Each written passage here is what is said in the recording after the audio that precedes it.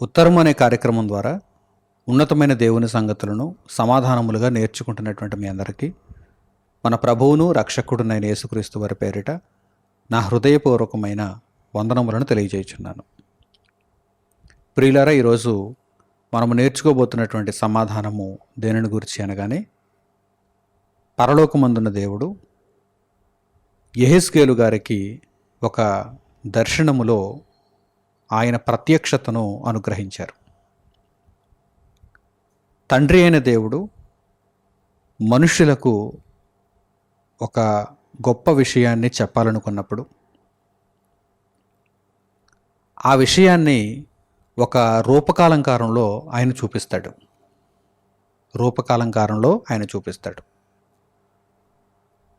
ఆయన మనకు అనుగ్రహించినటువంటి సంగతులను పరిశోధించి మనం నేర్చుకోవాలి. అంతే తప్ప దేవుని సంగతులు పైపైన చదివితే, పైపైన చూస్తే అర్థమైపోయేటువంటి తేలికైన సంగతులుగా అయితే ఉండవు. అటువంటి ఒకానొక దర్శనానికి సంబంధించినటువంటి వాక్య భాగంలో కొందరు ఏమని ప్రశ్నిస్తున్నారంటే, ఇటువంటి జీవులు ఉంటాయా? అంటే దేవుడు యెహెజ్కేలు గారికి దర్శనంలో ఒక జీవిని చూపించాడు, ఒక ఆకారాన్ని చూపించాడు. తద్వారా పరమందున్న దేవుని యొక్క ప్రత్యక్షతను అనుగ్రహించాడు. దేవుడు యెహెజ్కేలు గారికి దర్శనంలో ఏదైతే ప్రత్యక్షపరిచాడో దానిని యథావిధిగా ఆయన గ్రంథస్థం చేశారు. ఈరోజు మనం ఆ దర్శనాన్ని చదువుకొని నేర్చుకోగలుగుతున్నాం. అయితే ఆ ఆకారము కలిగినటువంటి జీవి ఉంటుందా అని కొందరు ప్రశ్నిస్తున్నారు. ఈ భూమి మీద మనుగడలో ఉన్నటువంటి జీవులను దేవుడు అక్కడ దర్శనములో యెహెజ్కేలు గారికి అనుగ్రహించలేదు, కానీ ఒక గొప్ప విషయాన్ని దేవుడు చెప్పాలనుకుంటున్నాడు. దానికి తగ్గట్టుగా ఒక ఆకారాన్ని దర్శనంలో దేవుడు యెహెజ్కేలు గారికి అనుగ్రహించాడు. కనుక దేవుడు దయచేసినటువంటి ఆ సంగతులను ఒక్కొక్కటిగా పరిశీలించి మనం నేర్చుకోవాలి. అప్పుడు మనకు విషయాలు అర్థమవుతాయి. అంతే తప్ప ఆ ఆకారము కలిగినటువంటి జీవి ఎక్కడైనా ఉంటుందా అని మనం అక్కడతో ఆగిపోతే దేవుని సంగతులను మనం అర్థం చేసుకోలేము. ఉనికిలో ఉన్నటువంటి జీవుని గూర్చి దేవుడు అక్కడ వ్రాయించానని చెప్పలేదు, కానీ అది ఎవ్వరూ ఎన్నడూ చూడనటువంటి ఆకారము అనే దేవుడు చెబుతున్నాడు. కనుక అది అసంభవం అని అనుకోవటానికి వీలు లేనే లేదు. ఒకవేళ దేవుడు చెప్పాడు అనుకోండి, మీ మధ్య ఇలాంటి జీవులు తిరుగుతున్నాయి, అటువంటి ఒకానొక జీవిని నేను నీకు దర్శనంలో అనుగ్రహించానని దేవుడు చెప్పాడు అనుకోండి, అప్పుడు మనం ఆలోచించవచ్చు ఇది సంభవమా అసంభవమా అని. కానీ ఉనికిలో అటువంటి జీవి ఉండదని దేవుడు చెబుతున్నాడు. కానీ ఆయన చెప్పాలనుకుంటున్నటువంటి సంగతులను దేవుడు దర్శనంలో ఒక ప్రత్యక్షత ద్వారా అనుగ్రహించాలి అంటే ఒక వింతైనటువంటి, అప్పటి వరకు మనం ఎప్పుడూ చూడనటువంటి ఆకారాన్ని దేవుడు అక్కడ చూపిస్తున్నాడు. ఇంతకీ ఆ వాక్య భాగం ఎక్కడుందో, వారికి అర్థం కాని సంగతి ఏమిటో ఇప్పుడు మనం చూద్దాం. దానికి సమాధానాన్ని మీకు చెబుతాను, జాగ్రత్తగా నేర్చుకోండి. యెహెజ్కేలు గ్రంథము 1వ అధ్యాయము 1వ వాక్యం నుండి మీరు చూడండి. ఈ 1వ అధ్యాయం అంతా కూడా ఈ దర్శనానికి సంబంధించినటువంటి అధ్యాయమే. పూర్తిగా మీరు తర్వాత చదువుకోవచ్చు. అయితే వారు ప్రశ్న అడిగినంత మట్టుకు ఈరోజు నేను మీకు వివరిస్తాను, జాగ్రత్తగా చూడండి. యెహెజ్కేలు గ్రంథము 1వ అధ్యాయము 1వ వాక్యము నుండి మీరు చూడండి. 30వ సంవత్సరము 4వ నెల 5వ దినమున నేను కెబారు నదీ ప్రదేశమున చెరలోని వారి మధ్య కాపురముంటిని. అంటే ఈ కాలము ఏ కాలమని అర్థమవుతుంది? యూదులు చెరలోనికి వెళ్ళిపోయినటువంటి కాలము. చెరలో ఉన్నవారి మధ్యనే యెహెజ్కేలు గారు కూడా ఉన్నారు. ఆ కాలమున ఆకాశము తెరువబడగా దేవుని గూర్చిన దర్శనములు నాకు కలిగెను. ఈ దర్శనములు దేవుని గూర్చిన దర్శనములు, దేవుడు అనుగ్రహించిన దర్శనములు. దేవుడు చెరలో ఉన్నవారికి ముఖ్యంగా ఒక గొప్ప విషయాన్ని చెప్పాలనుకుంటున్నాడు. ఆ విషయాన్ని ఇదిగో ఈ దర్శనం ద్వారా అనుగ్రహిస్తున్నాడు. పరిశుద్ధ గ్రంథంలో ఎప్పుడైనా సరే ఏ వాక్య భాగమైనా ఎవరికైనా అర్థం కాలేదంటే ఆ సందర్భాన్ని మొట్టమొదట తెలుసుకోవాలి. ఆ వాక్య భాగం ఏ సందర్భానికి సంబంధించినది, దేవుడు ఎవరిని దృష్టిలో పెట్టుకొని అక్కడ దర్శనాన్ని అనుగ్రహించాడు, అక్కడ ఆ వాక్యాన్ని వ్రాయించాడు అనేటువంటి విషయాన్ని మొట్టమొదట తెలుసుకోవాలి. సందర్భాన్ని తెలుసుకోవాలి. సందర్భం ఏమిటి? యూదులు చెరలోనికి వెళ్ళిపోయారు. చెరలో ఉన్న వారికి దేవుడు ఈ సంగతులను బయలుపరుస్తున్నాడు. ఎవరి ద్వారా? యెహెజ్కేలు గారి ద్వారా. యెహెజ్కేలు గారికి దేవుడు దర్శనాన్ని దయచేశాడు. చూద్దాం, 2వ వాక్యం నుండి కూడా చూడండి. యెహోయాకీను చెరపట్టబడిన 5వ సంవత్సరము ఆ నెలలో 5వ దినమున కల్దీయుల దేశమందున్న కెబారు నదీ ప్రదేశమున యెహోవా వాక్కు బూజీ కుమారుడును యాజకుడునగు యెహెజ్కేలునకు ప్రత్యక్షము కాగా అక్కడనే యెహోవా హస్తము అతని మీదకి వచ్చెను. ఇక్కడ యెహోయాకీను అనగానే యూదుల యొక్క రాజు, యూదులను పరిపాలించినటువంటి రాజు. ఈ రాజు కాలంలోనే యూదులు చెరలోనికి వెళ్ళిపోయారు. యెహోయాకీను చెరపట్టబడ్డాడు, అంటే రాజు చెరపట్టబడ్డాడు, యూదులు చెరలోనికి వెళ్ళిపోయారు. అయితే యెహోయాకీను చెరపట్టబడిన 5వ సంవత్సరము ఆ నెలలో 5వ దినమున ఈ దర్శనం యెహెజ్కేలు గారికి అనుగ్రహింపబడింది. యెహోవా హస్తము యెహెజ్కేలు మీదకి వచ్చింది. యెహెజ్కేలు గారికి దర్శనం అనుగ్రహింపబడింది. చూడండి, నేను చూడగా మొదలు పెడుతున్నాడు. ఆ దర్శనం ఎలా ఉందో మొదలు పెడుతున్నాడు. ఉత్తర దిక్కు నుండి తుఫాను వచ్చుచుండెను. ఎప్పుడైతే యెహోవా హస్తము, పరలోకమందున దేవుని హస్తము యెహెజ్కేలు ప్రవక్త మీదకి, ఈ యాజకుని మీదకి వచ్చిందో అప్పుడు ఉత్తర దిక్కు నుండి తుఫాను వచ్చుచుండెను, మరియు గొప్ప మేఘమును గోళము వలె గుండ్రముగా ఉన్న అగ్నియు కనబడెను. కాంతి దాని చుట్టూ ఆవరించి ఉండెను. ఆ అగ్నిలో నుండి కరగబడినదై ప్రజ్వలించుచున్న యపరంజి వంటిదొకటి కనబడెను. ఇవన్నీ కూడా దేనికి సూచనలు అనగానే దేవుడు ఈ దర్శనాన్ని దయచేశాడు అనే దానికి సూచనలు. సాధారణంగా కొంతమందికి అప్పుడప్పుడు కలలు వస్తుంటాయి, వింతైనటువంటి కలలు వస్తుంటాయి. ఆ కలలు ఉనికిలో ఉన్నటువంటి విషయాలుగా రావచ్చు, ఉనికిలో లేనటువంటి విషయాలుగా కూడా రావచ్చు. వింతైనటువంటి ప్రదేశాలు, వింతైనటువంటి ఆలోచనలు, వింతైనటువంటి కార్యక్రమాలు, వింతైనటువంటి జీవులు, వింతైనటువంటి పదార్థాలు, ఇవన్నీ కూడా కళల్లో వచ్చేటువంటి అవకాశం ఉంది. అయితే ఈ కళలు లోక సంబంధమైనటువంటి వ్యాపకాల నిమిత్తం వస్తుంటాయి. వారు ఆలోచించిన దాన్ని బట్టి, వారి యొక్క మనస్సులో ఉన్నటువంటి సంగతులను బట్టి మనుషులకు కళలు వస్తుంటాయి. కానీ ఈ దర్శనం మనుషులకు ఎప్పుడు పడితే అప్పుడు వచ్చేటువంటి కళల మాదిరి దర్శనం కాదు. అందుచేతనే దేవుడు ముందుగా, ఇదిగో నీకు కలుగుతున్నటువంటి ఈ దర్శనం పరలోకము నుండి వచ్చినటువంటి దర్శనం, ఇది సుస్థిరమైనటువంటి దేవుని యొక్క దర్శనం, ఇది యథార్థమైనటువంటి దర్శనం అని చెప్పటానికి ముందుగా ఈ సూచనలన్నింటినీ కూడా దేవుడు చూపిస్తున్నాడు. ఏ సూచనలు? ఉత్తర దిక్కు నుండి తుఫాను, ఆ తర్వాత గొప్ప మేఘమును గోళము వలె గుండ్రముగా ఉన్న అగ్నియు కనబడడం, ఆ తర్వాత కాంతి దాని చుట్టూ ఆవరించి ఉండడం, ఆ అగ్నిలో నుండి కరగబడినదై ప్రజ్వలించుచున్న అపరంజి వంటిది ఒకటి కనబడడం. ఇవన్నీ కూడా సూచనలు. దేవుడే ఈ దర్శనాన్ని అనుగ్రహించాడు అన్నదానికి సూచనలు. ఆ తరువాత ఇక్కడే ప్రశ్న అడుగుతున్న వారు వాక్య భాగాన్ని అర్థం చేసుకోలేక పొరపడ్డారు. ఇది అసంభవం అనుకుంటున్నారు, ఇటువంటి జీవి ఉండడం అసంభవం అనుకుంటున్నారు. చూడండి, దానిలో నుండి అపరంజి వంటిది ఒకటి కనబడెను కదా, దానిలో నుండి 4 జీవుల రూపములు గల ఒకటి కనబడెను. 4 జీవుల రూపములు అంటే 4 వివిధమైనటువంటి జీవులు, 4 వివిధమైనటువంటి జీవులు. ఈ 4 జీవుల రూపములు గల ఒకటి కనబడెను. అంటే ఒకదానిలోనే 4 జీవుల రూపాలు ఉన్నాయి. ఇది ఉనికిలో ఉండేదని, ఉంటుందని దేవుడు చెప్పటం లేదు. ఒక విషయాన్ని అక్కడ బోధించాలనుకుంటున్నాడు ఆయన. ఒక విషయాన్ని చెరలో ఉన్న వారికి, ఆ తర్వాత చదువుకుంటున్న వారికి బోధించాలనుకుంటున్నాడు ఆయన. ఏమిటో ఆ విషయం తెలుసుకుందాం, పరిశీలిద్దాం, అర్థం చేసుకుందాం. దేవుని కృపను బట్టి మనము జ్ఞానమును గ్రహిద్దాం.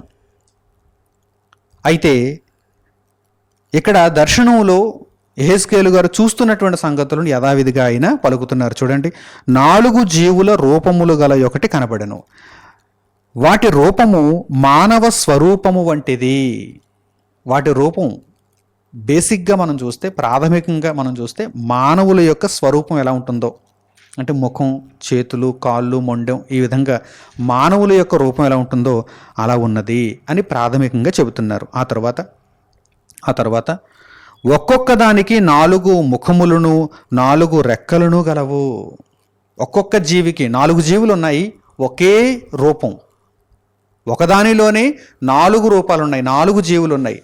ఈ 4 జీవులలో మరలా ఒక్కొక్క దానికి 4 ముఖాలు ఉన్నాయి, 4 రెక్కలు ఉన్నాయి.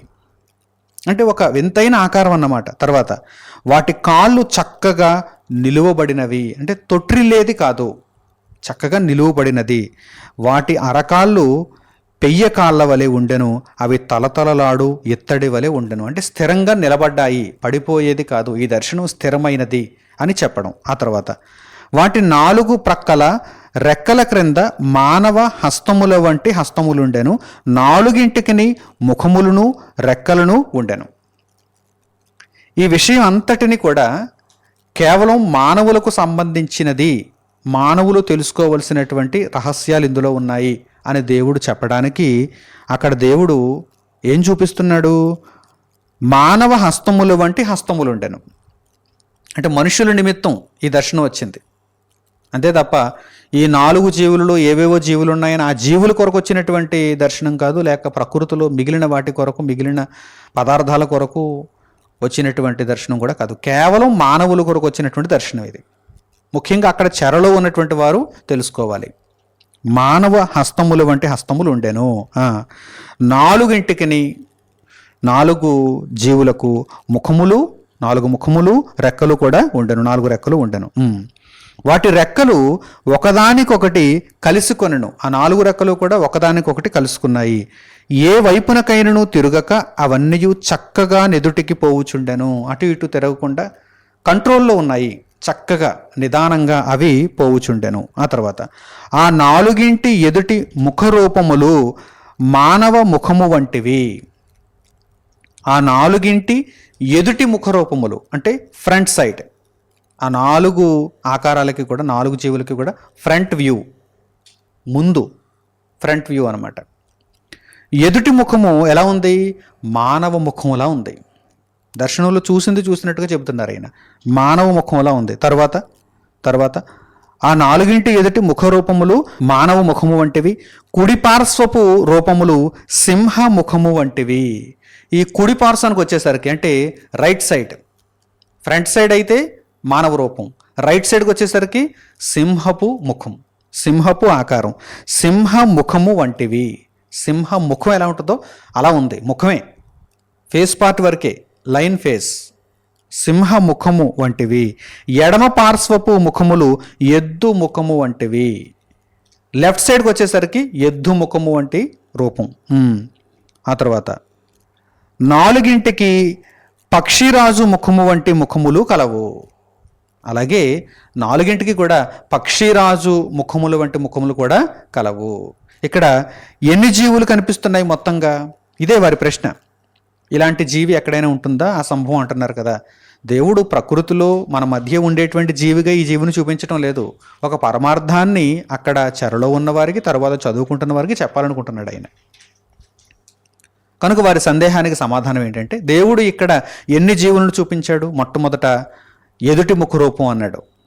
ఎవరిని పరిచయం చేశాడు? మానవ ముఖరూపం అన్నాడు. ఆ తర్వాత కుడివైపు అన్నాడు, సింహ ముఖము వంటి రూపం అన్నాడు. ఎడమవైపు అన్నాడు, ఎద్దు ముఖము వంటి రూపం అన్నాడు. ఆ తర్వాత పక్షి ముఖరూపం వంటి ముఖరూపం కూడా ఉన్నది అన్నాడు. చూడండి 10వ వాక్యం చివరికి వచ్చేసరికి 4ంటికి పక్షిరాజు ముఖము వంటి ముఖములు కలవు అన్నాడు. అంటే ఇక్కడ 4 జీవులు అనగానే మనకు ఒకే ఆకారంలో ఈ 4 జీవులు ఎలా కనిపిస్తున్నాయి? ఏ జీవులుగా కనిపిస్తున్నాయి? ఒకటి మనిషి, రెండవది సింహం, మూడవది ఎద్దు, 4వది పక్షి. అంటే దేవుడు ఏం చెప్పాలనుకుంటున్నాడు? ఆ తర్వాత మీరు వాక్య భాగాన్ని పూర్తిగా కొనసాగించుకుంటూ చదివితే ఈ దర్శనం ముగింపుకు వచ్చేసరికి దేవుని యొక్క ప్రత్యక్షత అక్కడ అనుగ్రహింపబడుతుంది. దేవుని యొక్క ప్రత్యక్షత, పరలోకమందున దేవుని యొక్క ప్రత్యక్షత. అంటే దేవుడు ఏం చెప్పాలనుకుంటున్నాడంటే, వీరందరికీ కూడా సృష్టికర్త దేవుడు, వీరందరికీ అధికారి దేవుడు, వీరందరూ కూడా ఆయన హస్తగతంలో ఉన్నారు అని దేవుడు చెప్పటానికి ఇదిగో ఈ ఆకారాన్ని ఒక దర్శనంలో చూపించాడు. భూమి మీద ప్రాణము కలిగి చలించుచున్న వాటిని మనం చూడగలిగితే ముఖ్యంగా ఏమి కనిపిస్తాయి మనకి? మనుషులు, దేవుని సంకల్పంలో ఉన్నటువంటి మనుషులు. ఆ తర్వాత అడవి జంతువులు, క్రూర మృగాలు కనిపిస్తాయి. క్రూర మృగాలన్నింటికీ హెడ్ ఎవరు? సింహం, క్రూర మృగ జాతి. ఆ తర్వాత సాధు జంతువులు కొన్ని కనిపిస్తాయి. ఇవి అడవుల్లో ఉండవు, సాధు జంతువులు మన మధ్యనే ఉంటాయి. ఆవు, ఎద్దు, మేక, గాడిద, గుర్రం, ఇవన్నీ కూడా సాధు జంతువులు. వీటన్నింటిలో ఎద్దును మనము ప్రధానంగా తీసుకోవచ్చు. ఒక బుల్, ఒక ఆక్స్, దానిని మనం ఒక ప్రధానమైనటువంటి జీవిగా తీసుకోవచ్చు. అడవి జీవులన్నిటికీ సింహం రాజు అయితే, ఇక్కడ సాధు జంతువులన్నిటికీ కూడా ఎద్దు మనకు ప్రధానంగా కనిపిస్తుంది. అలాగే ఇక మిగిలిపోయినవి ఏంటంటే ఆకాశంలో సంచరించేటువంటి పక్షులు. ఆకాశంలో సంచరించేటువంటి పక్షులు. ఈ పక్షులన్నిటికీ పక్షిరాజు ఒకడు.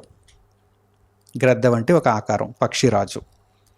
అంటే ఈ భూమి మీద చలనము కలిగి ఉన్నటువంటి జీవులన్నింటికీ కూడా దేవుడే అధికారి. దేవుడే అధికారి. ఇక్కడ దేవుడు మత్స్య ముఖాన్ని చూపించలేదు, అంటే నీటిలో సంచరించేటువంటి జీవులను చూపించలేదు. ఎందుకు చూపించలేదు అంటే, మనం సాధారణంగా వేటిని చూస్తాం? బాహ్య నేత్రాలతో వేటిని చూడగలం? ఎప్పుడు వీటిని చూడగలం? వేటిని? క్రూర మృగాలను, సాధు జంతువులను, పక్షులను చూడగలం. నీటిలో చేపలను మనము కళ్ళతో చూడగలమా అంటే, కళ్ళతో చూడగలమా అంటే వాటిని పైకి తీసుకొస్తే చూడగలం. అవి నీటిలో ఉండి ఈదుకుంటున్నప్పుడు మనం సముద్రం దగ్గరికి వెళ్ళి చూస్తే సముద్రమే కనిపిస్తుంది తప్ప అందులో ఉన్న చేపలన్నీ అద్దంలో చూసినట్టుగా మనకేం కనిపించవు కదా. అలాగే నదిలో ఉన్నటువంటి ఈ జలచరములన్నీ కూడా మనకేమైనా అద్దంలో చూసినట్టుగా ఇదిగో పలానా చోట పలానా చోట పలానా చోట ఉందని మనకేమైనా కనిపిస్తుందా? అలా కనిపించేస్తే ఇంకేముంది? ఎక్కడున్నాయో చేపలు అక్కడికి వెళ్ళి వల వేస్తారు, తీసుకొచ్చేస్తారు. వల వేసేటువంటి జాలర్లు ఎంత కష్టపడతారండి, చేపలు ఎక్కడున్నాయో తెలియక. ఆ ఎర వేసేవారు కూడా అలా పట్టుకుని కూర్చుంటారు, ఆ ఎరకి ఎప్పుడు చిక్కుతుందో అని. ఆ బరువు తగలగానే పట్టుకుని టక్మని పైకి లాగుతారు. ఆలోచిస్తున్నారా? అంటే మనకు పైకి కనిపించవు, అవి పైకి కనిపించవు, నీటిలోనే ఉంటాయి కనుక వాటిని గురించి దేవుడు ఇక్కడ ప్రస్తావించలేదు. మనకు బాహ్య నేత్రాలకు వెంటనే కనిపించేటువంటి జీవులను గురించి అక్కడ ఆయన చూపించాడు. అన్నిటినీ అక్కడ ఆయన ప్రస్తావించలేదు. ఒక్కొక్క ఉదాహరణ తీసుకున్నాడు. ఒక్కొక్క ఉదాహరణ, ఒక సింహం, ఒక ఎద్దు, ఒక పక్షి, మానవుడు. అంటే దేవుడు అక్కడ చెప్పాలనుకుంటున్నటువంటి విషయం ఏంటంటే, అన్నింటికీ అందరికీ సర్వాధికారి ఆయనే. ఎవరినైనా ఎప్పుడైనా ఆయన బంధించగలడు, ఎవరినైనా ఎప్పుడైనా ఆయన విడిపించగలడు. అధికారి ఆయన. ఇప్పుడు చెరలో ఉన్నటువంటి వారు అందరూ కూడా జడిసిపోయి కూర్చున్నారు అక్కడ. మమ్మల్ని దేవుడు విడిపిస్తాడా, విడిపించగలడా అనేటువంటి భయంతో కూర్చున్నారు వారు. మరి వారికి ఇప్పుడు ధైర్యాన్ని చెప్పాలి కదా. మీ పాపములే మీరు చెరలోనికి రావడానికి కారణం. ఇదిగో ఈ బబులోను రాజుకు బలాన్ని ఇచ్చింది దేవుడే, సర్వాధికారి ఆయనే. ఎవరు గర్వించినా ఆయన నలిచేస్తాడు. కనుక ఈ రాజు గొప్పోడని, బబులోను రాజు చాలా గొప్పోడు, కండలు తిరిగినోడు, సర్వప్రపంచాన్ని ఏలేస్తున్నాడు, మహాసామ్రాజ్యాధినేత, మేమేమో యూదులుగా ఇతని చెరలోనికి వచ్చేసాం, మా యెహోయాకీను కూడా చెరపట్టబడ్డాడు, సంవత్సరాలు గడిచిపోతున్నాయి, మా గుండెలు జారిపోయాయి, ఇక మేము దేవుని మీద ఆశ పెట్టుకోలేం అనేటువంటి పరిస్థితులలో దేవుడు ఒక గొప్ప దర్శనం ద్వారా యెహెజ్కేలును బట్టి, ఆయన యెహెజ్కేలు ద్వారా ఈ వాక్యాన్ని చెరలో ఉన్నవారికి, ముఖ్యంగా చెరలో ఉన్నవారికి అందిస్తున్నాడు. ఒక మాటలో ఆయన చెప్పచ్చు, ఇంతకు మునుపు కూడా ఆయన అనేక మాటల ద్వారా తెలియజేశాడు ఆయన యొక్క గొప్పతనాన్ని. కానీ ఈ దర్శనంలో ఈ విధంగా చూపిస్తే వారికి కళ్ళకు కట్టినట్టుగా అర్థమవుతుంది. ఇంకా చాలా సంగతులు ఉన్నాయి. వారు ప్రశ్న అడిగినంత వరకు ఆ ప్రశ్నకు నేను సమాధానాన్ని చెబుతున్నాను కనుక ఇక్కడతో నేను పాఠాన్ని ముగిస్తున్నాను. లేదంటే ఇంకా చాలా సంగతులు ఉన్నాయి, కొనసాగింపు ఇంకా చాలా సంగతులు ఉన్నాయి. వాటిని ఒక్కొక్క దానిని మనం వివరించుకోవచ్చు, చాలా సమయం తీసుకుంటుంది. ఒక్కొక్క పదాన్ని మనం వివరించుకుంటూ వెళితే దేవుడు ఈ దర్శనంలో వీటిని ఎందుకు ఈ విధంగా చూపించాడనే దానికి, ప్రతిదానికి కూడా దేవుడు అర్థాన్ని చెబుతాడు. అర్థం లేకుండా దేవుడు ఏ విషయాన్ని కూడా ఒక దర్శనంగా చూపించడు.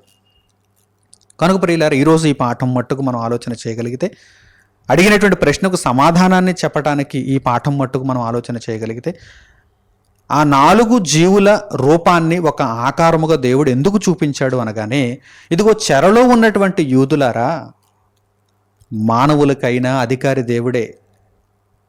క్రూర మృగపు ఈ జంతువులన్నింటికీ, జాతులన్నింటికీ అధికారి దేవుడే. ఈ సాధు జంతువులన్నింటికీ అధికారి దేవుడే. ఆయన హస్తగతంలో ఉన్నాయి. ఈ పక్షిరాజు, ఈ పక్షి జాతి అంతటికీ కూడా అధికారి దేవుడే. సర్వాధికారి అయిన సర్వాధికారి, ప్రతిదానికి ఆయన సృష్టికర్త.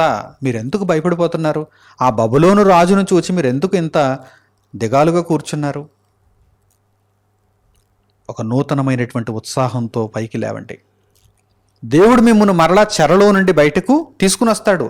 మరలా మీ ఇండ్లకు మీరు వెళ్ళిపోతారు, మీ ప్రాంతాలకు మీరు వెళ్ళిపోతారు, మీ దేశానికి మీరు వెళ్ళిపోతారు. దేవుడు మీకు ఇచ్చినటువంటి స్వాస్థ్యమును మీరు మరల పొందుతారు. అయితే దేవుని పట్ల విధేయతను కనుపరచండి.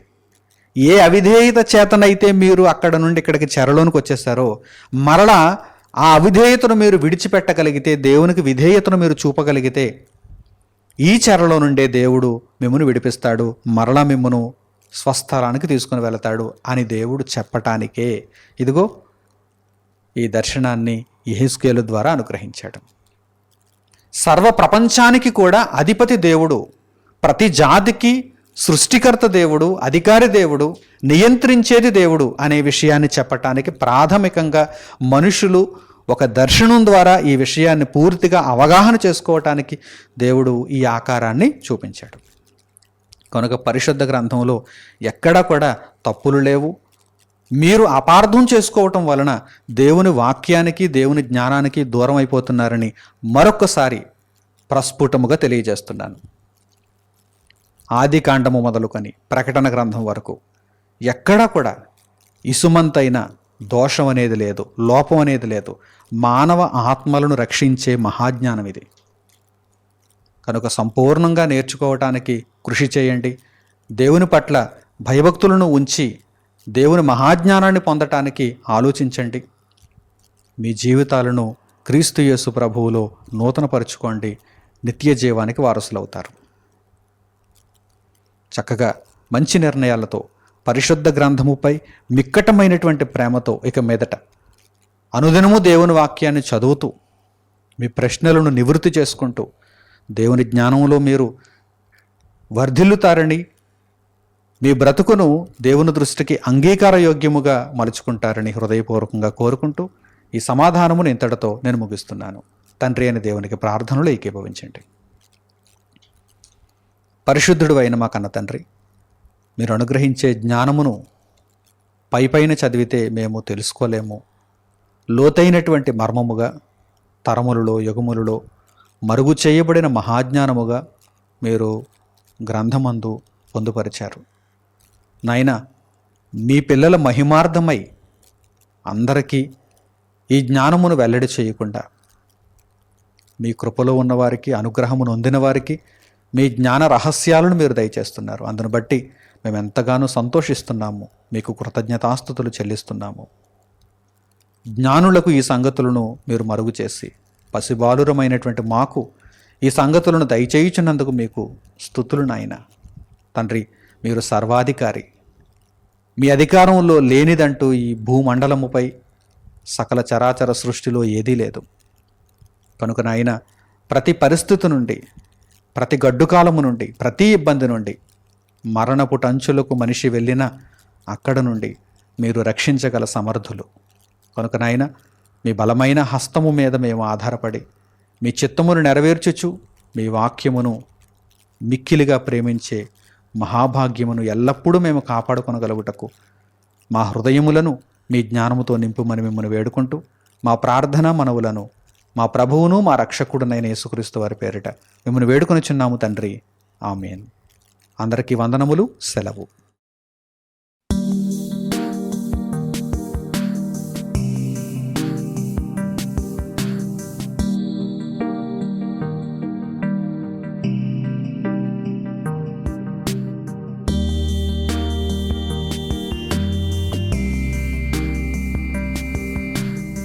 సహోదరులు మణికుమార్ గారు ప్రసంగించిన ఎన్నో ఆత్మ సంబంధమైన సంగతులను ఉచితముగా వీక్షించుటకు మా యూట్యూబ్ ఛానల్స్ ను తప్పక దర్శించండి.